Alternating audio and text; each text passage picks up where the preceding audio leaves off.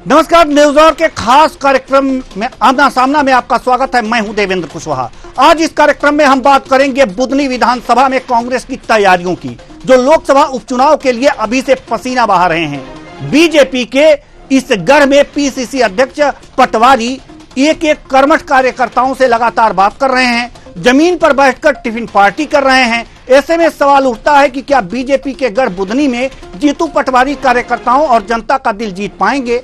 आज आमना सामना में करेंगे इसी मुद्दे पर चर्चा। तो आइए शुरू करते हैं आमना सामना।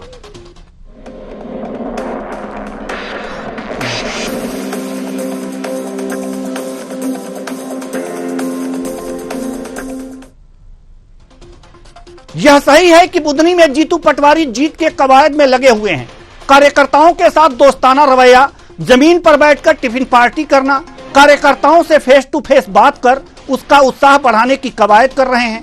साथ ही साथ जनता से जुड़ने के लिए जनता से जुड़े मुद्दे उठा रहे हैं।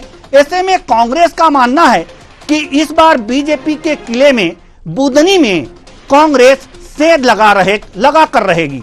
सुनिए।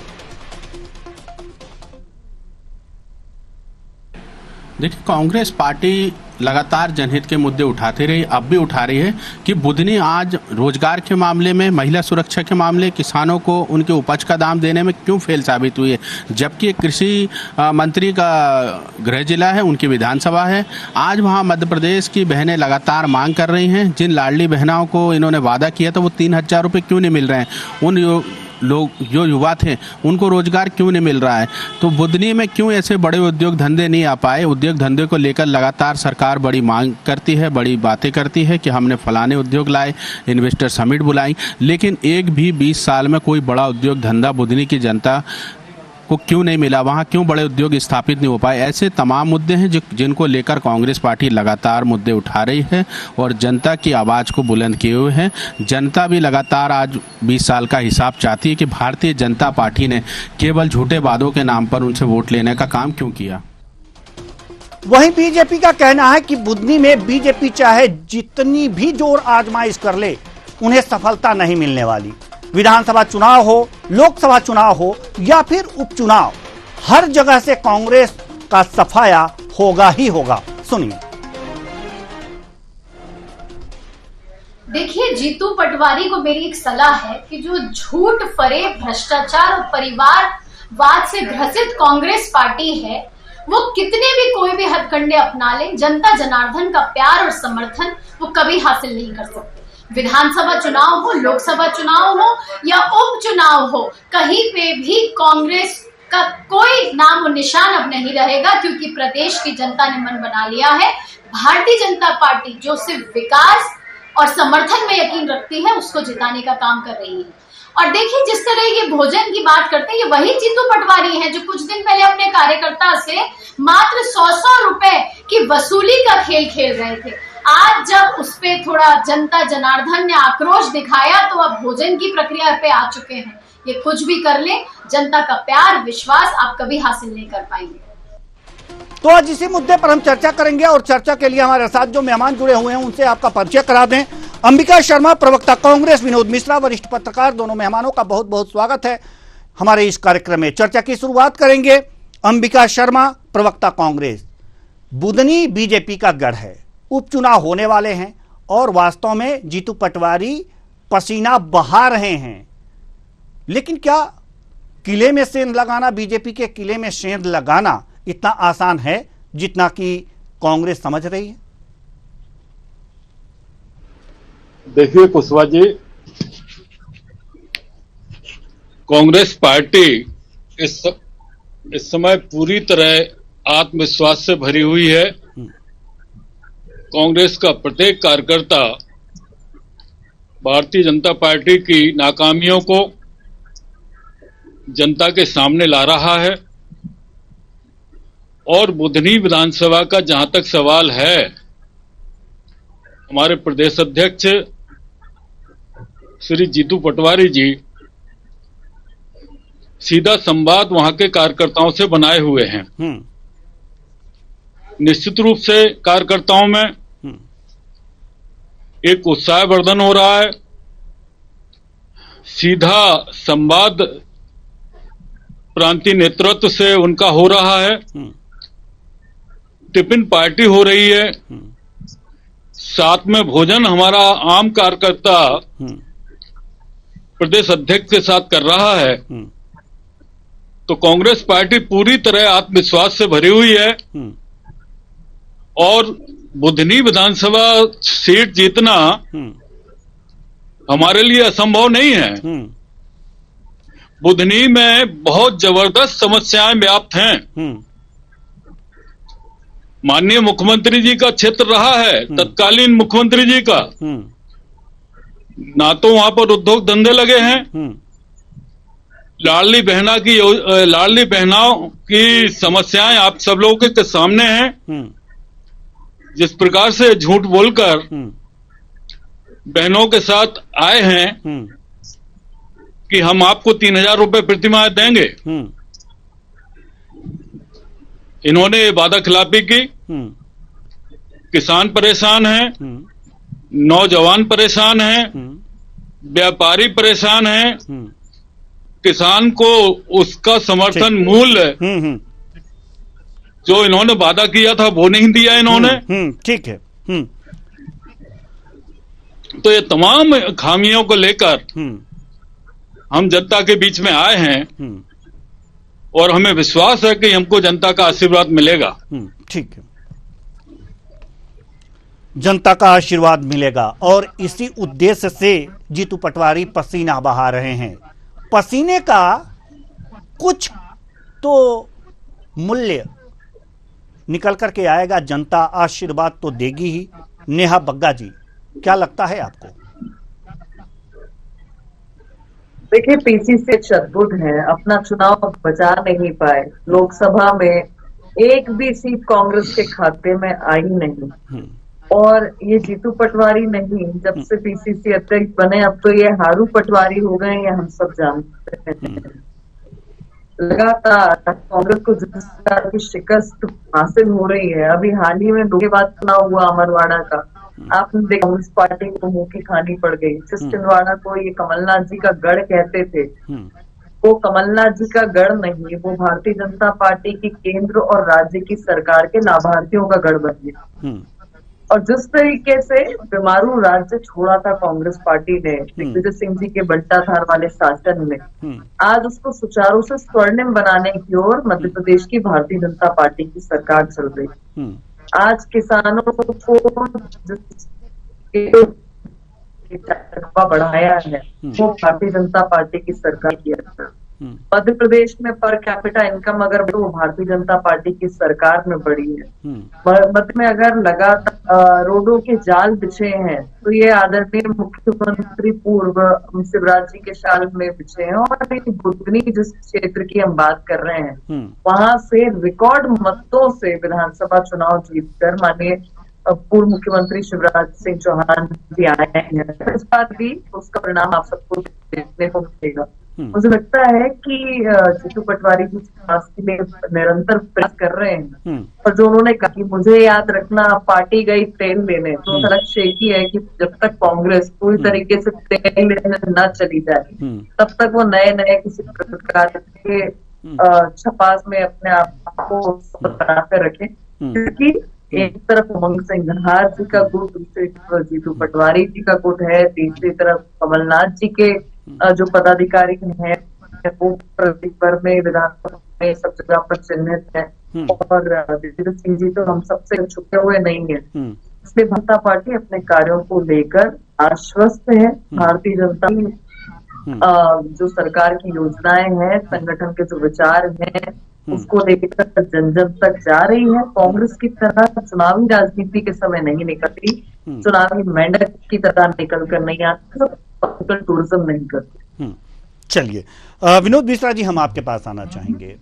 जिस तरह से अभी नेहा बग्गा जी ने कहा कि जीतू पटवारी जी अब जीतू पटवारी नहीं रह गए, हारू पटवारी हो गए हैं।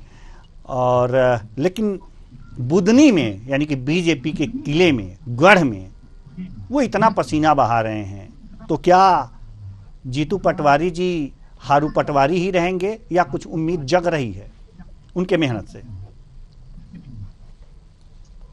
देखिए, अभी यह कहना कि जीतू पटवारी जी जीत की ओर रहेंगे या हारू पटवारी जी हो जाएंगे, यह उचित नहीं है।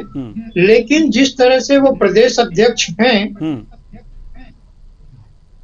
और तोड़ मेहनत करके अपने कार्यकर्ताओं में नई ऊर्जा भर करके पार्टी को जीत की ओर अग्रसर करने का प्रयास कर रहे हैं, यह तो एक सराहनीय पहल है। क्योंकि प्रदेश अध्यक्ष जब ग्रामीण अंचलों में जाकर के अपने छोटे छोटे कार्यकर्ताओं से मिलता है, तो आप मानिए कि कहीं ना कहीं उन कार्यकर्ताओं के मन में उत्साह और पार्टी के प्रति लगाव आकर अभी ना तो कांग्रेस ने अपने उम्मीदवार घोषित किए हैं और ना भारतीय जनता पार्टी ने घोषित किए हैं। तो ऐसी स्थिति में यह कहना कि कौन जीतेगा कौन हारेगा, ये थोड़ा कठिन है। किंतु यह सही बात है कि केंद्र में भारतीय जनता पार्टी है, प्रदेश में भारतीय जनता पार्टी है और यह सीट माननीय शिवराज जी की घर की सीट है। तो कहीं ना कहीं जिस नाते मेहनत करनी चाहिए, तो जीतू पटवारी जी तोड़ मेहनत कर रहे हैं, तो ये एक अच्छी बात है। जीत हार तो देखिए मतदाता पे डिपेंड करेगा। कहीं मतदाता को यदि जीतू पटवारी जी की मेहनत पसंद आ गई और सरकार के जो फीडबैक के खिलाफ काम होते हैं या जो कमियां हैं जिससे जनता नाखुश है, उसे जीतू पटवारी जी जनता के बीच ला सकते हैं। तो मान के चलिए परिणाम परिवर्तित भी हो सकता है। कई बार हुए हैं, बड़े से बड़े नेता हारे हैं चुनाव। तो यहाँ पे शिवराज जी की जगह जिसे टिकट मिलेगी उसके हार और जीत का कर्म अपना करना चाहिए और वही कर्म कर रहे हैं जीतू पटवारी जी। जी बिल्कुल। अब सारा निर्णय तो जनता के हाथ में है, देखा जाएगा कि क्या हो रहा है। अंबिका शर्मा जी, हम आपके पास आ रहे हैं। कोई भी क्षेत्र होता है उसका कुछ खास मुद्दे होते हैं, कुछ खास समस्याएं होती हैं जिसको लेकर राजनीतिक दल उठाते हैं और जनता के दिल में जगह बनाने की कोशिश करते हैं। तो केवल टिफिन पार्टी ही चल रही है कि ऐसे मुद्दे भी खोज लिए गए हैं? देखिए, पहले तो हम भारतीय जनता पार्टी के प्रवक्ता जी को अच्छी तरह से बता दें कि हमारे जीतू पटवारी जी जुझारू पटवारी हैं। जीतू पटवारी एक ऐसा नाम है जिससे भारतीय जनता पार्टी बहुत बुरी तरह से डरी हुई है। बिल्कुल ठीक इसी प्रकार से डरी हुई है जैसे राम से रावण डरा हुआ था और बार बार राम का नाम लेता था और राम एक बार भी रावण का नाम नहीं लेते थे। बिल्कुल इसी प्रकार से हमारे युवा नेतृत्व से भयाक्रांत है भारतीय जनता पार्टी। रहा सवाल मुद्दों का, तो हम जनता के जो मूलभूत मुद्दे हैं उनको लेकर हम जनता के बीच में जा रहे हैं। कार्यकर्ताओं को हम समझा रहे हैं कि किस प्रकार से आपको जीवन संपर्क वहां की क्षेत्रीय जनता से बनाना है और किस प्रकार से सरकार की नाकामियों को जन जन तक आपको पहुंचाना है। नेहा बग्गा जी बिल्कुल बेफिक्र रहें। हमारे जीतू पटवारी जी भारतीय जनता पार्टी की नींद हराम किए हुए हैं और भ्रष्टाचार जो आपकी पार्टी में आकंठ डूबे हुए हैं सरकार के लोग, उन पर पूरी तरह से उनकी निगाह है। लगाम लगाने की कोशिश कर रहे हैं, उनको बेनकाब कर रहे हैं और आपने जो झूठे वादे किए थे वो भी जनता की निगाह में आ चुके हैं। अब ये जनता आपको माफ करने वाली नहीं है। निश्चित रूप से उपचुनाव के परिणाम भारतीय जनता पार्टी के अहंकार के खिलाफ होंगे। ठीक है। नेहा बग्गा जी, अंबिका शर्मा जी तो कह रहे हैं कि बीजेपी डरी हुई है जीतू पटवारी जी से, उनके कार्यशैली को देख करके। तो कितने डरे हुए हैं आप लोग? देखिए, आदरणीय शर्मा जी की मजबूरी है प्रवक्ता होने के नाते पक्ष में बोलना है। पीसीसी अध्यक्ष हम अपना चुनाव नहीं बचा पाए और जिस दिन है 28 आपकी लोकसभा सीटें और 1 आपकी अमरवाड़ा। 30 सीटों के जो चुनाव है उसमें से एक नहीं बचा पाए, तो उपलब्धि के नाम पर जीतू पटवारी के पास कुछ भी नहीं है। संगठन की बात करें तो आज 6 महीने से ऊपर हो गया, संगठन निर्माण नहीं कर पा रहे। कुछ प्रकोष्ठ बनाए थे, उन पदाधिकारियों ने भी कार्य करने से मना कर दिया है। जो जूतम बाजार की स्थिति बनी हुई है उमंग सिंगार जी और उनके बीच में, ये सबके सामने है। जहां तक है बुधनी चुनाव की बात और भारतीय जनता पार्टी के शासन की बात, तो भारतीय जनता पार्टी ने महिलाओं के सशक्तिकरण के लिए चाहे आर्थिक, सामाजिक या राजनीतिक हो, निरंतर काम किया है। और हमने देखा कि अभी 450 रुपए सिलेंडर के बिल भारतीय जनता पार्टी की सरकार में, जिसके लिए बहनें बार बार आशीर्वाद दे रही हैं। 250 रुपए इस बार लाडली बहनों को अतिरिक्त रक्षण के अवसर पर मिलने वाले। रोड इंफ्रास्ट्रक्चर मैंने आपको बताया, युवाओं के लिए इंडस्ट्रियलाइजेशन के लिए लगातार, आज बैंगलोर में भी बैठक हो रही थी, हम सबने देखा है कि किस तरीके से इंडस्ट्रियल क्लस्टर्स को लाने के लिए माननीय मुख्यमंत्री जी प्रयासरत हैं। और जो मध्य प्रदेश का विकास हुआ है, चाहे स्ट्रीट वेंडर योजना से लेकर केंद्र की आयुष्मान भारत योजना से लेकर एयर कनेक्टिविटी तक हो, ये सब हम सबको धरातल पर दिखाई देती। और कांग्रेस का वो 15 महीने का दूर नहीं जाते, वो जो दिग्विजय सिंह जी का बंटाधार का शासन था, वो तो हम जानते हैं कि गड्ढे में सड़क की सड़क में गड्ढे, किसी को पता नहीं था। पानी बिजली का आता पता नहीं था, स्कूल शिक्षा का आता पता नहीं था, कॉलेज हॉस्पिटल के इंफ्रास्ट्रक्चर का नहीं था।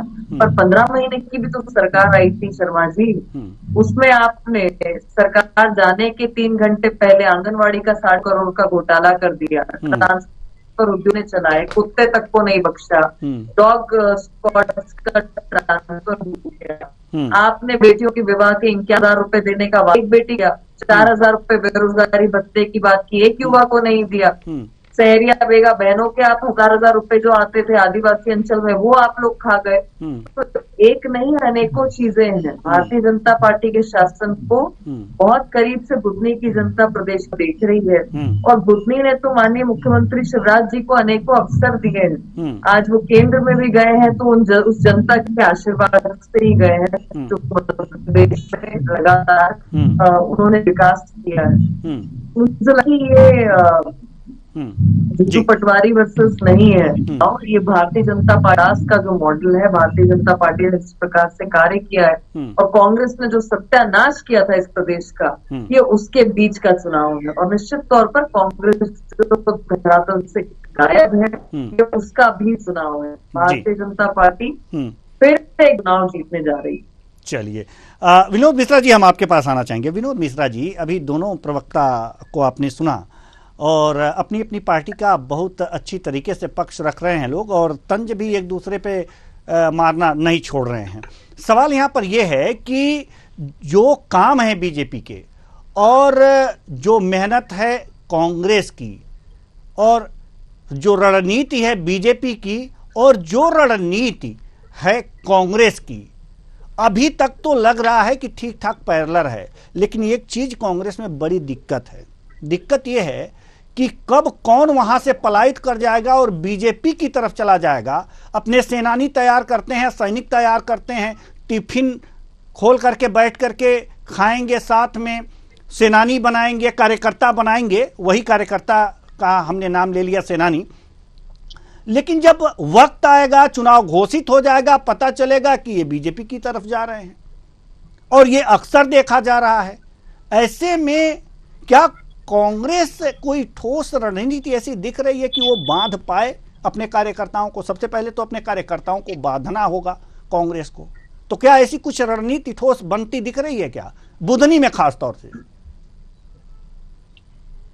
देखिए, ये बात तो सही है कि प्रदेश में इन 10-12 वर्षों में कांग्रेस जो जूझ रही है, उसमें सबसे बड़ी समस्या यही है। और इस समस्या से मुक्ति के लिए ये बुधनी विधानसभा जो चुनाव है, उस पे कांग्रेस को यह ध्यान देना होगा कि सबसे पहले तो वो जिसे प्रत्याशी बनाने जा रही है, वो पूरी निष्ठा से कांग्रेस का सच्चा सिपाही बनकर के चुनाव लड़े, जीत हार की अपेक्षा ना करे। क्योंकि होता क्या है कि बहुत सारे ऐसे दबाव प्रलोभन आते हैं जिसके कारण कई बार प्रत्याशी अपना पाला बदल लेते हैं या साइलेंट हो जाते हैं। तो एक तो ऐसा प्रत्याशी हो जो निष्काम भाव से अपने संगठन के लिए लड़े।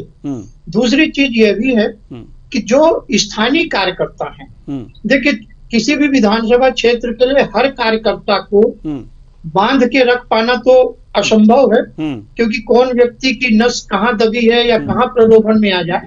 लेकिन जो मुख्य कार्यकर्ता है वो टूट कर न जा सके, इसके लिए तो कांग्रेस को प्रयत्न करना चाहिए। और यदि मेरा ऐसा मानना है कि अभी जब टीम गठित नहीं हुई है, चुनाव की घोषणा नहीं हुई है, ऐसे समय यदि कहीं से भी पार्टी लेवल पे किसी कार्यकर्ता या नेतृत्व के संबंध में कोई ज्ञान आता है कि ये भविष्य में इस तरह की हरकतें कर सकता है या बदल सकती हैं, तो प्रारंभ से ही उस कार्यकर्ता को पार्टी से हटा करके जो मेहनत की जाए, तो स्वाभाविक है कि यदि एक कड़ा संदेश जब जाता है संगठन की ओर से, तो इस तरह की तोड़फोड़ की घटनाएं कम होती हैं।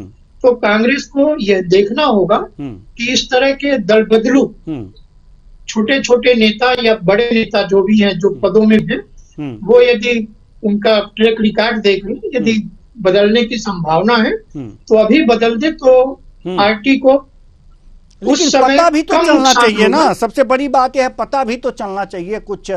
जी देखिए देवेंद्र जी, यदि हम स्थानीय नेतृत्व और स्थानीय कार्यकर्ताओं से जब चर्चा करते हैं तो ये कोई बहुत बड़ी विषय नहीं है कि ये चीज पता नहीं चलता।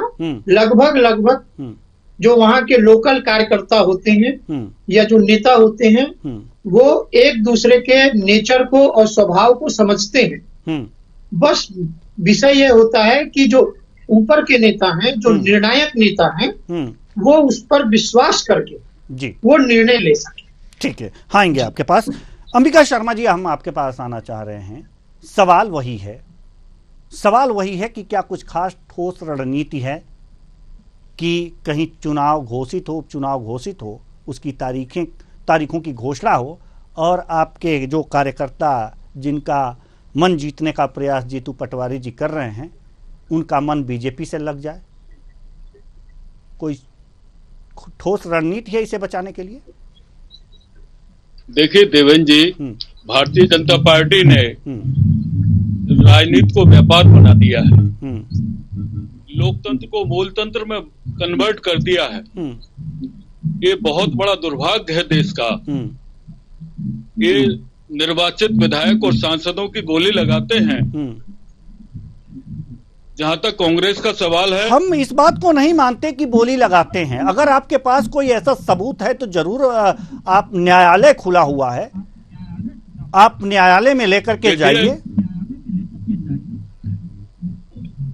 प्रदेश की सारी जनता जानती है कि भारतीय जनता पार्टी के लोग प्रेशर पॉलिटिक्स करते हैं, प्रलोभन की पॉलिटिक्स करते हैं, दबाव डालते हैं और जितने भी अलोकतांत्रिक तरीके हैं चुनाव जीतने के लिए सभी प्रयोग में लाते हैं। जहां तक हमारा कांग्रेस पार्टी का सवाल है, कांग्रेस पार्टी से जिन लोगों को जाना था, जिनको बिकना था, जिनको बोली लगवाना थी, वो चले गए हैं। अब वही लोग कांग्रेस के पास बचे हैं जो कांग्रेस की विचारधारा को आत्मसात करके आगे बढ़ रहे हैं और भारतीय जनता पार्टी के आताताई शासन के खिलाफ संघर्ष करने के लिए अपना मानस बनाए हुए हैं। तो आप तय मानिए, जो भी हमारे आने वाले उपचुनाव हैं उनमें आश्चर्यजनक परिणाम हमारे कार्यकर्ताओं की बदौलत, हमारे नेताओं की मेहनत की बदौलत निकलेंगे। और जो भी भारतीय जनता पार्टी का ये भ्रम है ये टूट जाएगा और हम लोग उपचुनाव जीतने में कामयाब होंगे। चलिए, ठीक है, हमें अपने प्रदेश नेतृत्व पर पूरा भरोसा है। ठीक है, समय कम है, आपकी बात समझ में आ गई। नेहा बग्गा जी, हम आपके पास आना चाहेंगे। बीजेपी लोग ज्वाइन कर लेते हैं। अभी अंबिका शर्मा जी ने कहा कि खरीद फरोख्त होती है, प्रेशर बनाया जाता है। अब समय होता तो हम जरूर अंबिका शर्मा जी से पूछते कि ऐसे लोग जो कार्यकर्ता हैं आपके, जो प्रेशर में आ जाते हैं, तो ये तो आपकी ही गलती है, आपके कार्यकर्ताओं की गलती है। लेकिन समय नहीं है, इसलिए अगला सवाल हम आपसे ये करना चाहते हैं कि क्या कुछ ऐसी योजनाएं हैं कि अगर जो बुदनी के कार्यकर्ता अगर जो बीजेपी ज्वाइन करेंगे तो स्वागत तो बीजेपी करेगी? देखिए, भारतीय जनता पार्टी आज विश्व का सबसे बड़ा राजनीतिक दल है और अगर कोई कार्यकर्ता देश प्रथम की भावना को लेकर मध्य प्रदेश के विकास के लिए जुड़ना चाहता है तो उसका भारतीय जनता पार्टी में स्वागत किया जाता है। मुझे तो ये हैरान होती है कि कांग्रेस के जो नेता हैं, जो कार्यकर्ता हैं, जो टॉप लीडर्स है या जो प्रवक्ता है, वो अपने नेताओं को बिकाऊ कहने में 1 मिनट का समय नहीं लगाते। वो उनके ईमान पर प्रश्न उठाने में नहीं लगते, उन पे भद्दी टिप्पणियां करने में 1 मिनट का समय नहीं लगाते। ऐसा क्यों होता है कि पार्टी का नेता ही किसी प्रेशर में, किसी प्रलोभन में, किसी लालच में, किसी भ्रष्टाचार के डर में दूसरे दल में चला जाता है? यानी कि कांग्रेस के प्रवक्ता ही हैं कि कांग्रेस का जो कार्यकर्ता है वो भ्रष्ट है, उसकी जो नीतियां हैं वो कांग्रेस नहीं है, उसके जो विचार हैं वो कांग्रेस से जुड़े हुए नहीं। और मैं तो शर्मा जी से कहना चाहूंगी, शर्मा जी, क्या इंदिरा गांधी जी भी इस प्रकार के प्रलोभन दे रही थी? 40 से अधिक बार उन्होंने अलग अलग सरकारों को गिरा काम किया है। आपको अगर ये ध्यान नहीं है तो आपको अपना इतिहास पहले खंगाल कर देखना चाहिए। राजस्थान में भी में आपकी सरकार थी, बसपा का सपोर्ट ले रहे थे, बस के आपने कुछ विधायकों को अपने पक्ष में लिया था, कितने खरीद कर लाए थे, क्या बोली लगाई थी आपकी? और इसी प्रकार की कई अन्य प्रदेशों में भी आपके पुराना इतिहास है और बहुत पुराना भी नहीं होगा, हाल ही में चलता है सब कुछ। तो कुछ भी बोलने से पहले कांग्रेस पार्टी को आकलन करना चाहिए। और कांग्रेस पार्टी ये झूठ जो है पिछले 2 साल से बोल रही है, अगर इनके पास किसी प्रकार का भी प्रमाण होता पे हर छोटी बड़ी चीज को लेके पिटिशन उनको कोर्ट में जाकर, इतना बड़ा प्रमाण होने के बाद कांग्रेस पार्टी चुप बैठी हुई। स्पष्ट है कि कांग्रेस निकम्मा है, स्पष्ट ये है कि कांग्रेस के पास नेता नहीं, नीति नहीं, कोई इच्छा नहीं इस प्रदेश को दिखाने की, उसके पास कोई विजन नहीं है, कोई मिशन नहीं है। इसलिए अल्टीमेट गोल और सबसे सस्ता, सबसे हल्का है कि अपने ही को लांछित करो, अपने ही लोगों को अपमानित करो। चलिए, बिल्कुल आपने सही बात कहा है। अब चूंकि समय होता तो जरूर एक आध प्रश्न और कर लेता, लेकिन समय बिल्कुल भी नहीं है। इशारा बार बार हो रहा है कि समय समाप्त हो चुका है, इसलिए बहुत बहुत धन्यवाद सभी मेहमानों का, आप आए और अपने अपने विचार साझा किए। तो कुल मिलाकर के देखा जा सकता है कि उपचुनाव का रण है और उस रण की तैयारी जीतू पटवारी बहुत अच्छी तरह से कर रहे हैं। बुदनी में कार्यकर्ताओं के साथ टिफिन पॉलिटिक्स कर रहे हैं, जमीन पर बैठकर उनके साथ खाना खा रहे हैं, साथ ही साथ जनता से जुड़े मुद्दे भी वो अब उठाने वाले हैं। एक रणनीति बन रही है। लेकिन सबसे बड़ा सवाल यही है कि जब चुनाव घोषित हो जाएगा उसके बाद कितने कार्यकर्ता बीजेपी ज्वाइन कर लेंगे, ये भी देखने वाली बात होगी। ऐसे में कार्यकर्ताओं को किस तरह से तैयार किया जा रहा है? कांग्रेस लगातार कह रही है कि नहीं, ये लोग दबाव की राजनीति करते हैं, दबाव देते हैं, डर दिखाते हैं, बीजेपी ज्वाइन कराते हैं, खरीद लेते हैं। तो ये सारे डरपोक, सारे बिकने वाले लोग क्या कांग्रेस में ही हैं क्या? सबसे बड़ा सवाल यही है। इसलिए कांग्रेस को जो लोग रख रहे हैं, जो कार्यकर्ता बना रहे हैं, उनको भी थोड़ा सा ध्यान देकर ही बनाएं और कम से कम ऐसी ट्रेनिंग दें कि उन पर कोई दबाव काम ना कर पाए। तब हो सकता है कि आपकी रणनीति अच्छी तरह से सफल हो। फिलहाल इस कार्यक्रम में इतना ही। मुझे दीजिए इजाजत। नमस्कार।